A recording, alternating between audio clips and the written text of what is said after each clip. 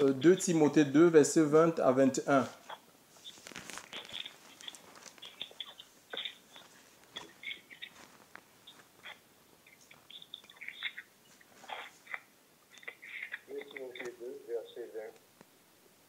Dans une grande maison, il n'y a pas seulement des vases d'or ou d'argent, mais il y a aussi de bois et de terre. Les uns sont des vases d'honneur et les autres sont d'un usage vil.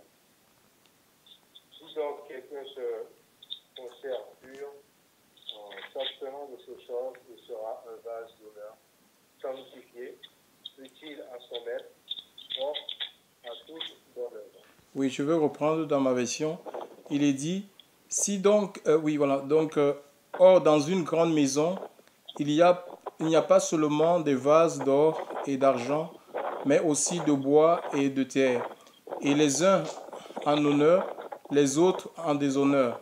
Si donc quelqu'un se purifie de ceux-ci, il sera un vase à l'honneur, sanctifié, utile au maître, préparé pour toute bonne œuvre. Gloire à Dieu. Donc ici la maison dont il est question ici peut représenter ou symboliser le monde dans lequel nous vivons. Alléluia.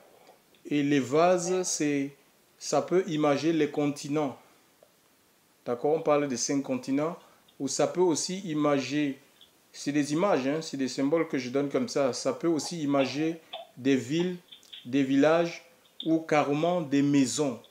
Et il nous est dit, et nous, en tant qu'Église, nous sommes dans cette maison-là, la maison de Dieu. C'est une maison spirituelle. D'accord? Nous sommes en Christ et nous sommes considérés comme des vases. Hein? Donc les vases ici, c'est ceux qui sont appelés dans la maison de Dieu, la maison spirituelle. D'accord? Ce sont les appelés. Et il est parlé des vases. Certains sont des vases d'or, d'autres d'argent, d'autres d'airain, d'autres de terre. Et dans le livre, par exemple, de 1 Corinthiens, dans le livre de 1 Corinthiens, chapitre 1, à partir du verset, si on va lire à partir du verset 27, c'est Paul qui dit que parmi vous qui avez été appelés, il n'y a pas beaucoup de nobles. Ça veut dire qu'il y a des nobles que le Seigneur appelle. Il y a des gens qui sont puissants selon le monde, hein, la chair, qui ont des postes de responsabilité dans le monde que le Seigneur appelle. Il y a aussi des sages selon le monde, des professeurs, des médecins, qui sont des banquiers que Dieu appelle. Il y a aussi des gens qui sont des insensés en fait, des gens sans instruction, d'accord? Des gens qui ne sont pas considérés dans la société que le Seigneur appelle dans cette maison. Maintenant, le verset 21 nous dit ici, parce que Dieu ne fait acception de personne en fait, hein. Il nous appelle, il appelle les grands comme les petits, les riches comme les pauvres. Donc beaucoup sont appelés, nous dit l'Écriture. Maintenant, après c'est la réaction des uns et des autres en fait. Tout dépend maintenant, pour qu'on soit utilisé par Dieu, tout dépend de comment nous gérons notre appel. Il est parlé des élus. Les élus, ce n'est pas les appelés. Hein. Il y a des gens qui sont appelés, mais ils ne répondent pas à l'appel du Seigneur. D'accord? Même ils peuvent être dans l'assemblée, ils ne répondent pas à l'appel de Dieu. D'accord? C'est pourquoi le Seigneur va dire, beaucoup sont appelés, mais peu sont élus. Alléluia. Donc, ma prière en ce soir est que vraiment nous soyons parmi les élus de Dieu. Alléluia. C'est-à-dire ceux qui répondent à l'appel du Seigneur, ceux qui obéissent à sa voix. C'est ça les élus, parce que beaucoup n'obéissent pas. Alléluia. Ils sont appelés, Dieu les appelle, mais ils n'obéissent pas en fait. Donc voilà. Et il nous est dit ici, dans le verset 22, que si quelqu'un... Le verset 21, pardon.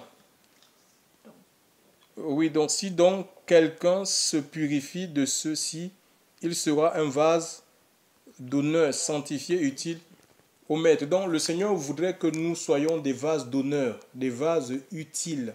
D'accord? Il nous a sauvés pour être utiles. Il y a une parabole dans le livre de Luc 13 où cet homme-là qui avait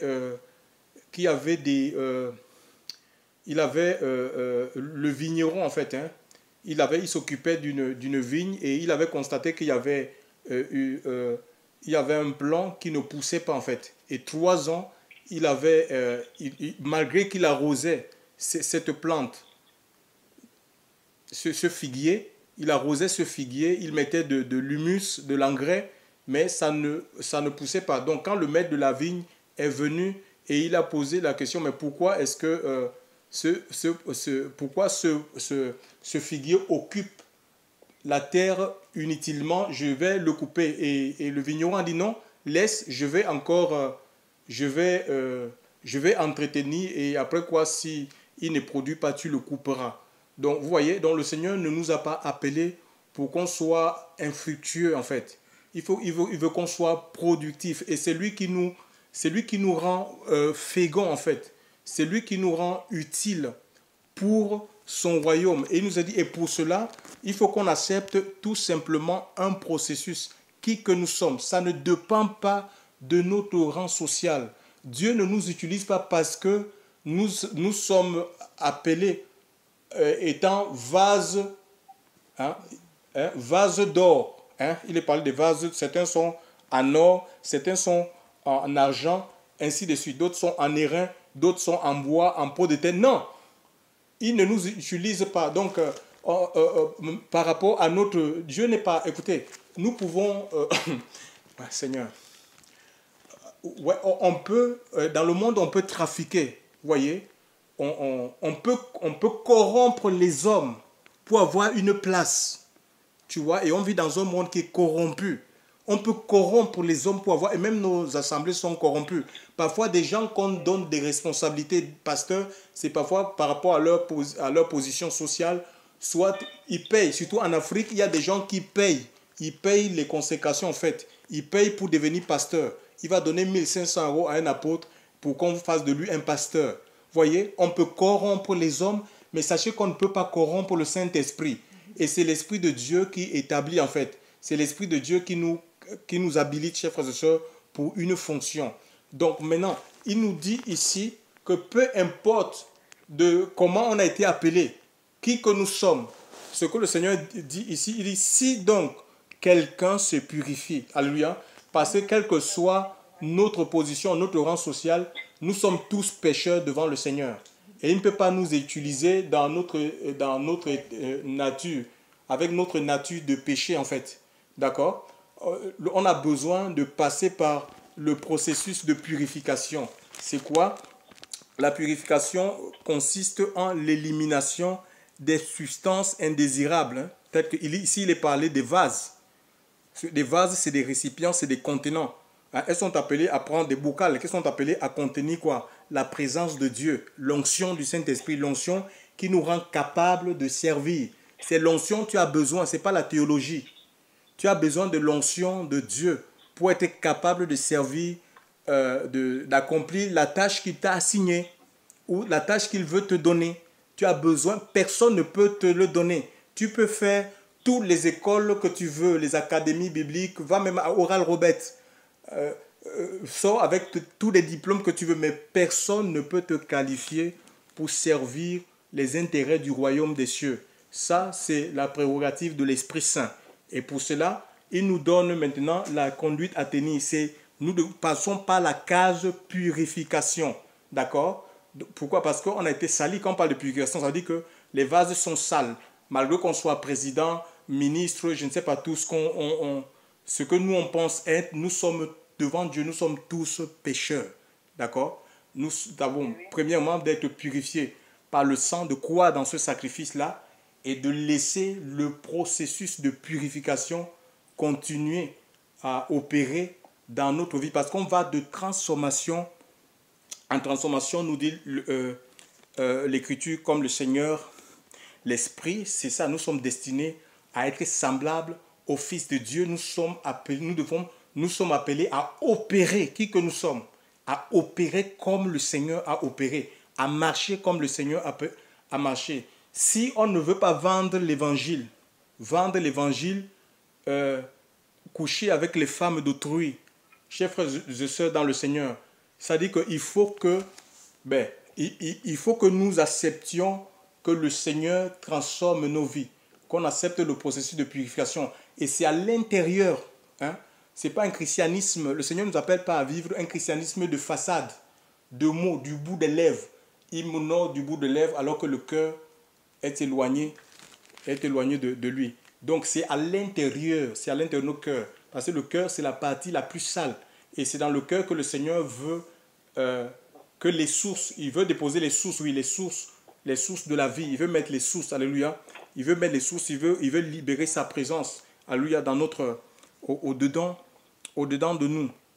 Gloire à Dieu. Je reviens donc, je disais, la purification, c'est un processus d'élimination des substances indésirables telles que la saleté, les agents infectieux et d'autres impuretés, hein, d'un objet. Hein. Donc ici, là, on parle de vase. Alors maintenant, le Seigneur, dans le livre, par exemple, d'Ésaïe, Éphésiens chapitre 2, Éphésiens chapitre 2, verset 10. Est-ce que quelqu'un peut lire Éphésiens chapitre 2, verset 10?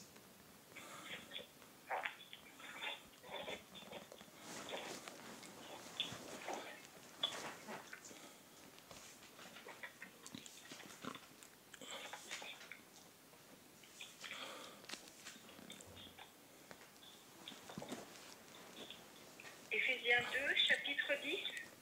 Oui. C'est ça, frère? Oui. Verset 10. Ouais, verset 10. Alors, chapitre 2, verset 10. Car nous sommes son ouvrage ayant été créé en Elohim pour de bonnes œuvres que Elohim a préparées d'avance afin que... Oui, nous sommes son ouvrage, nous sommes ces vases-là, c'est Dieu qui nous a formés. Hein? D'accord? Il nous a recréés, on peut dire qu'on a été recréés en Christ. On est devenu des nouvelles créations en Christ. Pourquoi? Oui, pour accomplir, pour rentrer dans les œuvres que Dieu, hein, ce n'est pas pour être stérile, d'accord? Mais ce n'est pas pour être stérile, non, c'est pour rentrer dans les œuvres que le Seigneur a préparées, tout est fait. C'est-à-dire qu'on n'invente pas les œuvres, on n'invente pas des choses à faire. On ne se fabrique pas un ministère, une vocation. Non, chers frères et sœurs, alléluia. Tout est fait d'avance. On rentre dans les projets de Dieu, car je connais des projets que j'ai formés sur vous, dit Dieu. Projets de paix, non de malheur, afin de vous donner un avenir et de l'espérance. Tout est fait, chers frères et sœurs. Alléluia. Tout est fait par Dieu. Et son plan est parfait. Donc, maintenant, et ici, on nous dit, ici, si on accepte le processus de purification dans le livre de Timothée, nous serons propres, utiles pour le Seigneur et disposés, chers frères et sœurs, pourquoi? Pour rentrer dans les œuvres disposées, pour être utilisés. Voilà, pour être utilisés par lui. Maintenant, parmi les choses auxquelles nous sommes appelés à abandonner, on va essayer de voir en quoi la purification consiste. Éphésiens chapitre 5, versets 4 à 5. Tout le monde y est? Chapitre 4, verset 5. Tout le monde y est? Amen. Alors, il y a un seul... C'est Éphésiens chapitre 5, Marie-Thérèse. Éphésiens chapitre 5, versets 4 à 5. C'est le contraire. Excusez-moi, frères et sœurs. Ça y est. Qu'on n'entende ni paroles déshonnêtes, ni propos insensés, ni plaisanteries, choses qui sont contraires à la bienséance, qu'on entende plutôt des actions de grâce. Je continue, frère? Oui. Car, sachez-le bien, aucun impudique ou impur ou cupide, c'est-à-dire idolâtre, n'a d'héritage dans le royaume des cieux d'Élohim. Donc il faut qu'on sorte. Oui, c'est bon. Il faut qu'on sorte de tout ce qu'on vient de lire là. D'accord? C'est pas un jeu. Chers frères et sœurs, pourquoi? Parce que la bouche, déjà, le Seigneur veut utiliser. Dieu veut, il doit se servir de notre bouche. Il doit mettre les paroles dans notre bouche. Mais si, parce que la bouche, c'est un peu comme c'est l'ouverture du vase. Hein. Quand vous avez un vase, vous avez un couvercle, non, les amis? Vous avez des vases chez vous. Hein? Donc, il y a une partie du vase où vous êtes appelé à mettre soit de l'eau, du liquide ou je ne sais pas moi, des produits. D'accord? Et cette partie-là, c'est un peu comme la bouche. Alléluia. Donc, et le Seigneur ne veut pas, il veut vraiment qu'on préserve notre bouche, chers frères et sœurs. Alléluia. De nos bouches doivent sortir des paroles de guérison, d'exhortation, chers frères et sœurs, de paix les uns aux autres. On ne peut pas être dans les plaisanteries, dans les moqueries, ça ne peut pas être un instrument du diable. On ne peut pas prêter notre bouche à Satan, chers frères et sœurs, pour accomplir son œuvre. Alléluia. Notre bouche doit être au service. C'est ça la conversion en fait. La conversion, c'est un changement d'état, hein, de mentalité, de statut. Donc ma bouche était au service du diable, au service du mal. Je vais la mettre au service du bien. D'accord? Si c'était des grossièretés qui sortaient de ma bouche, maintenant j'arrête. D'accord? C'est pas oui, des paroles déshonnêtes. Non, j'arrête avec ça. Je ne peux pas continuer comme ça. Sinon, je suis un enfant de Dieu qui est mélangé. Tu vois? Et le Seigneur ne peut pas prendre une église qui est mélangée. Alléluia. C'est la séparation en fait. Tu vois? La lumière et les ténèbres ne se mélangent pas. Où on a la lumière, où on a les ténèbres. Et la Bible dit que nous sommes des enfants de lumière. Gloire au Seigneur. Et on peut lire le verset 29 de Éphésiens 4.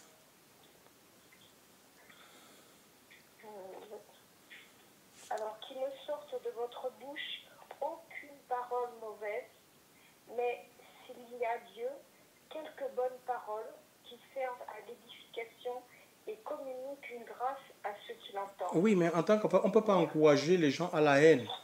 Hein, on appelle on est des artisans de paix. Voyez? Et il y a même plus que cela. Hein, il y a des pratiques bizarres dans les couples, en fait. Hein. On peut pas pratiquer la fellation, des choses comme ça. Que tu vas mettre ta bouche dans le sexe de ta femme, la femme va prendre ton sexe pour mettre dans sa bouche. Je suis désolé de le dire, chers frères et sœurs. Chaque organe a sa fonction. Dieu nous a donné la bouche pour publier ses louanges. Comment le message sera puissant si nous on tombe dans les têtes pratiques? Nous invitons, parfois c'est nous-mêmes qui invitons les démons dans nos foyers, chers frères et sœurs.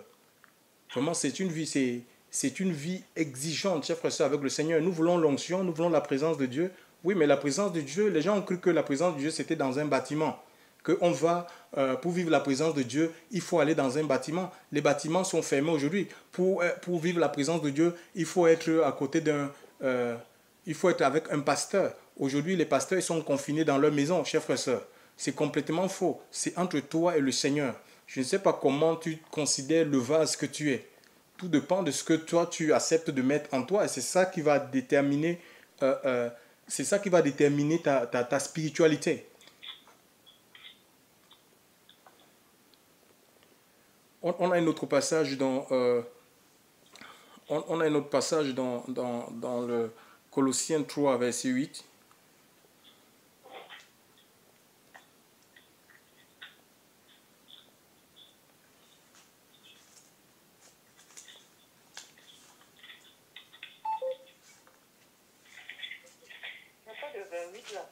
Colossiens 3, verset 8.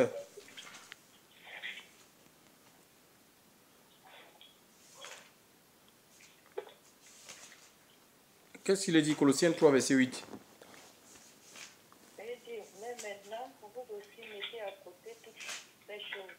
La colère, la fureur, la malice, la calomnie, aucun discours obscène ne sorte de votre bouche. Voilà les choses qu'on doit fuir, on doit se purifier en fait. C'est-à-dire on doit éliminer. Ce sont des substances toxiques, infectes, chers frères et sœurs, qui polluent nos vies et qui nous empêchent de contenir, de recevoir, qui empêchent que l'Esprit de Dieu qui empêche nos vies d'être remplies. Parce que le Seigneur ne peut pas remplir des vases qui sont pleins de saleté, chers frères et sœurs. Alléluia. Donc ces vases passent premièrement par la purification et beaucoup ont du mal. Ils ne veulent pas sortir de leur ancienne vie. On peut lire Hébreux 13, verset 4. Hébreux 13, verset 4. Il faut sortir de son ancienne vie, chers frères et sœurs.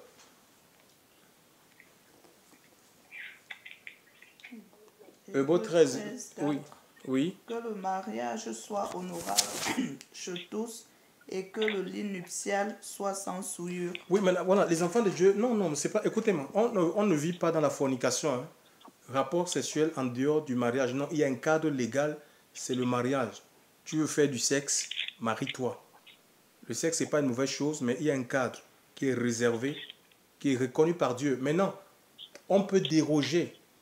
Quand on déroge, en fait, on n'est pas spirituel. On est comme des animaux, là, en fait. Les animaux, ils n'ont pas besoin de se marier pour faire du sexe, en fait. Donc, on est comme l'homme animal, ne reçoit pas les choses de l'esprit. C'est comme ça, en fait. Donc, il n'y a que des animaux qui vivent pour vivre sans être mariés, en fait. Nous obéissons à Dieu et l'Écriture nous demande de nous soumettre aux autorités.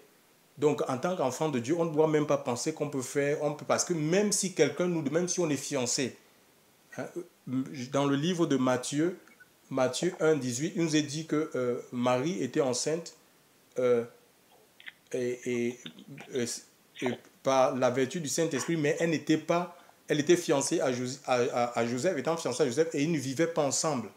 D'accord? Il y a des gens comme ça, non, on va se marier, il m'a fait une promesse de mariage, on va se marier, ils commencent à forniquer. Je dis que tu vas diminuer spirituellement. Et si le Seigneur te retrouve dans cet état, tu vas aller dans le lac de feu, il ne te prendra pas. Chef, c'est un problème aujourd'hui. Même jusqu'à, il y a des pasteurs qui vivent comme ça, ils sont dans la fornication, ils prêchent l'évangile. Comment voulez-vous que le Seigneur puisse accompagner leur message? Il n'y a pas de différence avec des païens. C'est les païens qui vivent comme ça, en fait. Chers frères et sœurs, ils vont de femme en femme. Quand ça ne va pas, les bons, ben voilà. Il y en a certains, ils ont peur, ils vont te dire, oui, mais tu sais, on a peur parce que, bon, actuellement, on a adouci comment on appelle ça? Pour les gens qui veulent divorcer, oui. Les procédures de divorce, quoi. Ils ont été assouplis. Comme vous savez, c'est difficile avec ces affaires de comme ça. Chacun... Non, non, non, on ne peut pas, on ne rentre pas dans les logiques, chers frères et sœurs. Nous sommes les enfants du Seigneur, on obéit à la parole de Dieu. Et maintenant, pour ceux qui sont mariés, là, il dit le lit conjugal exempt de tout souillure. On ne peut pas tomber dans la sodomie, mon ami. C'est quoi ça? Hein? On a parlé des fellations, ou bien même un homme, il va venir, il va te dire, oui, j'ai une autre copine, les parties de sexe à 3. Il y a des hommes qui sont comme ça, il est marié, il a sa femme, il va prendre une autre femme. Mais c'est grave, ça. Ma soeur, tu ne peux pas rester dans un pareil... dans un pareil mariage. Il y a certaines personnes parfois qui m'ont dit, mais frère, tu sais, mon mari, il est païen. Bon, je suis parfois amené à accepter parce que, tu vois, c'est un païen pour éviter qu'il aille... ah bon? Ah non, non, non, donc, écoute-moi bien. Écoutez, on peut raisonner comme ça, en fait. Hein. Écoutez-moi. Il y a dans la ville, quand Dieu a décidé de détruire Sodome et Gomorrhe, hein, d'accord? Sodome et Gomorrhe. Il a envoyé les anges et parce que le neveu d'Abraham était dans cette ville, donc il craignait Dieu. Et cet homme-là a exhorté ses beaux, il avait 2 beaux-fils. Quand il les a exhortés qu'ils devaient partir, la ville devait être en feu. Ils ont cru qu'ils plaisantaient et ils sont sortis. Il est sorti, lui l'autre, sa femme et ses 2 femmes. Donc, ils sont sortis de la ville, en fait. Et même sa femme, elle est sortie. Sauf qu'au niveau de la vallée, elle s'est retournée, en fait. Tu vois, elle s'est retournée en arrière. Parce que, quoi, il y avait son intérêt. Peut-être ses amis, ses copines, les boîtes de nuit. Son cœur était attaché à cette ville, une ville luxuriante. Était attaché à cette ville. Mais est-ce que son mari, vous avez vu son mari se retourner? Est-ce que l'autre s'est retourné aussi? Comme ma femme s'est retournée. Oh non, mais quand même, c'est ma femme. Je ne peux pas... Non, c'est chacun pour soi. Le salut, c'est quelque chose de personnel. Chef, et même si tu es un homme païen, mais c'est même une occasion de vivre ta foi. Tu dois montrer ta détermination, ta fermeté. Tu dis que ça, je suis mon corps, c'est le temple du Saint-Esprit. Je suis un vase pour le Seigneur. Je suis appelé à contenir Dieu. Ça, on ne peut pas s'adonner à ce pratique. Tu vas l'aider. Mais si c'est quelqu'un qui, peut-être que dans le monde, aucune femme ne le résistait. Tout ce qu'il demandait, il avait. Il faut qu'il comprenne que il y a des femmes du Seigneur. Il y a d'autres femmes. Il y a femmes et femmes. D'accord? Ah oui? Il y a femmes et femmes. Tu es une princesse, mon ami. Tu es une reine. Tu es comme la reine Esther. Tu trembles? Non, non, non. Tu ne peux pas trembler, chers frères et sœurs. Tu ne peux pas te donner gratos comme ça, chers frères et sœurs, gratuitement. Comme ça, chers frères et sœurs. Et tu n'aides pas la personne là. Il ne va pas se donner, au Seigneur. Parce que certains seront gagnés à travers ton témoignage, à travers ta fermeté. Ça, c'est les conseils que je suis en train de te donner, Amen. chers frères et sœurs. Et je tiens à te dire, vous savez, dans les couples, on ment. Ce n'est pas... j'ai connu une collègue, elle est morte, et son mari l'a abandonnée. Mais cette femme, c'était une belle femme. Elle avait tout. Elle me confesse qu'elle a tout fait. Même des choses qu'il ne faut pas faire pour garder son homme. Mais ça n'a pas empêché un homme de 40 ans de partir avec une femme de 70 ans. Sa femme, là, elle-même, elle avait 35 ans. Mais son homme, là, qu'elle faisait tout, elle cédait à tous ses caprices, elle a abandonné pour une femme de 70 ans. Vous vous rendez compte? Donc, souvent, les gens disent, non, oui, certains vont dire, je vais faire un enfant pour pouvoir le garder. Je vais directement tomber dans la fornication. Peut-être qu'en forniquant avec lui, il va finaliser l'union. C'est complètement faux. Même dans la vie de couple, tu dois construire une intimité. Si tu as une intimité, ma soeur, mon frère, avec ton mari, même si ton mari, là, c'est un païen, ta femme, c'est une païenne, mais la présence de Dieu en toi, un peu comme l'arche. Tu es comme l'arche qui avait été pris par les Philistins et qui s'est retrouvé dans le temple de Dagon. Le matin, quand les Philistins allaient dans le temple là, ils trouvaient que le dieu Dagon était par terre, était courbé. La présence, l'intimité avec Dieu, ça fait que la personne qui sera autour de toi, il aura la crainte. S'il convoite même une femme dehors, il va venir te dire ça. Tu comprends? C'est l'intimité que tu dois bâtir, tu dois rechercher avec le Seigneur, premièrement, pour que ta vie réussisse, en fait. C'est l'intimité. C'est le secret, c'est l'intimité. Hein. Ce n'est pas des efforts que tu vas essayer de faire personnels pour garder, pour préserver. Tu ne peux pas. Chers frères et sœurs, si l'Éternel ne garde une ville, ceux qui la gardent veillent en vain. Nous dit l'Écriture. C'est le Seigneur. Tu dois te confier entièrement, te remettre entièrement entre les mains de Dieu, les genoux par terre. C'est tout. Mais si on cède à n'importe quoi, comment voulez-vous que le Seigneur nous utilise? Il parle du lit conjugal. Exemple de tout sur les mêmes pratiques que les païens font. Nous, on est enfants de Dieu. On les transporte, ça ne marchera pas. Chers frères et sœurs, pourquoi? Parce qu'il dit même qu'il y a aussi des amitiés. Il y a des amitiés qui peuvent être, qu'il faut s'en séparer. 1 Corinthiens chapitre 5, verset 13 dit, ôtez le méchant du milieu de vous. Non, quelqu'un ne peut pas se dire chrétien et il vit n'importe comment. Hein? Il vit dans le dérèglement. Il est conscient de ces dérèglements. On dit non, mais c'est quand même un frère. Tellement on va dire non, il ne faut pas juger, il faut le laisser. Dieu comprend. Ah non, non, non, le Seigneur ne comprend pas ça, chers frères et sœurs. Hein? C'est la séparation. Il faut les mauvaises compagnies vont finir par polluer le vase que tu es, et tu ne seras pas à même de rentrer dans les plans, les projets que le Seigneur a pour notre vie. Donc, s'il faut rester seul, étant pur, pour espérer que Dieu nous utilise, je pense que c'est la meilleure des choses, c'est le meilleur choix que l'on puisse faire. Donc, je vais inviter quelqu'un à lire Ésaïe 52, verset 11, et une autre personne va ouvrir 2 Corinthiens chapitre 4, verset 7.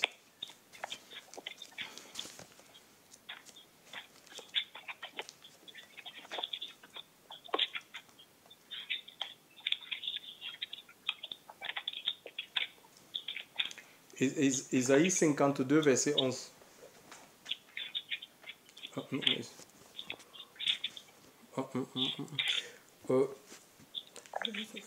Oui, Ésaïe 64, oui.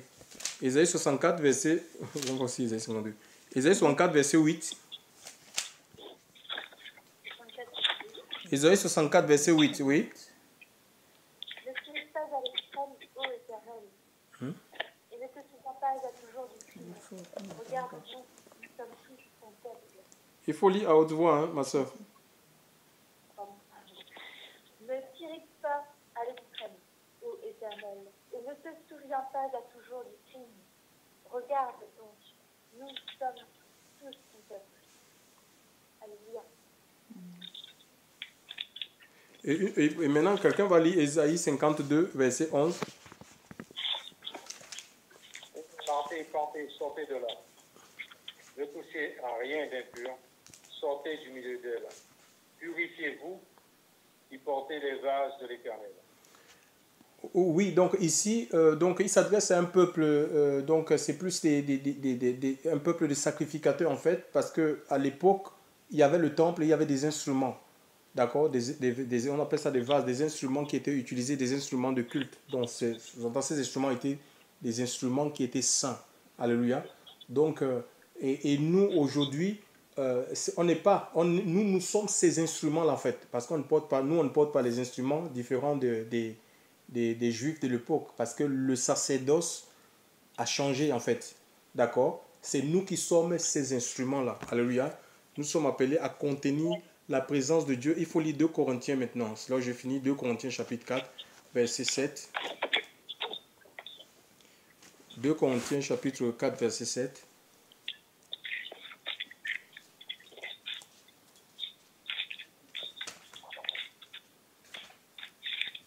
Je l'ai. Oui, Vous entendez? oui. Mais nous avons ce trésor dans des vases de terre, afin que l'excellence de cette puissance soit d'Élohim et non de nous. Oui, voilà, nous portons ce trésor-là dans des vases de terre. Nous sommes faits de terre. Hein. L'homme, nous sommes tirés de la poussière. Et Dieu nous a fait cet honneur de déposer ce trésor spirituel, sa présence, son onction. Il veut déposer son onction dans les vases de terre que nous sommes, pour que la gloire ne soit pas à nous, mais à lui, chers frères et sœurs, quand il opère, bien évidemment, à travers nous.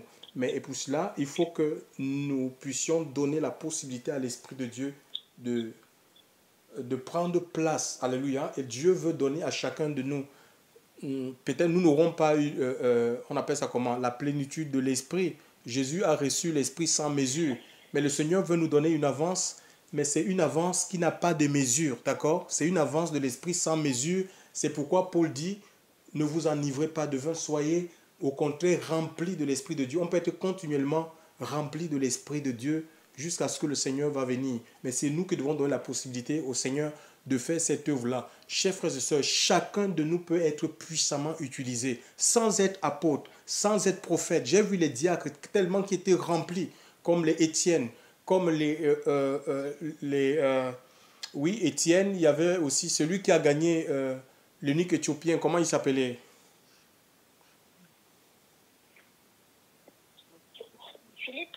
Comme des Philippe, chers frères et sœurs. J'ai vu des simples disciples comme les Ananias, qui va imposer les mains à l'apôtre Paul, qui va baptiser, que l'Esprit de Dieu va se révéler à lui dans la ville de Damas, alors que dans la même ville, il y avait des prophètes. Frère, on n'a pas besoin d'être ministère, d'avoir un nom, d'être puissant pour être utilisé par Dieu, ou d'être un homme ou une femme. Chers frères et sœurs, il dit, ceux qui vont accepter le processus de purification, la purification du corps, de l'âme et de l'esprit. Chers frères et sœurs, le Seigneur il va faire d'eux des vases d'honneur. Il va les remplir.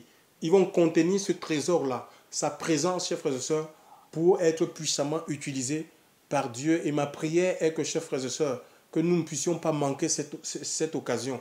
Et pour cela, libérons-nous, chers frères et sœurs. S'il y a des choses auxquelles nous sommes attachés, le moment est venu de nous délier nous-mêmes et de donner toute la place à celui qui nous a appelés. Gloire à Dieu. J'aimerais qu'on prie le Seigneur, chers frères et sœurs. Chacun prie pour sa vie.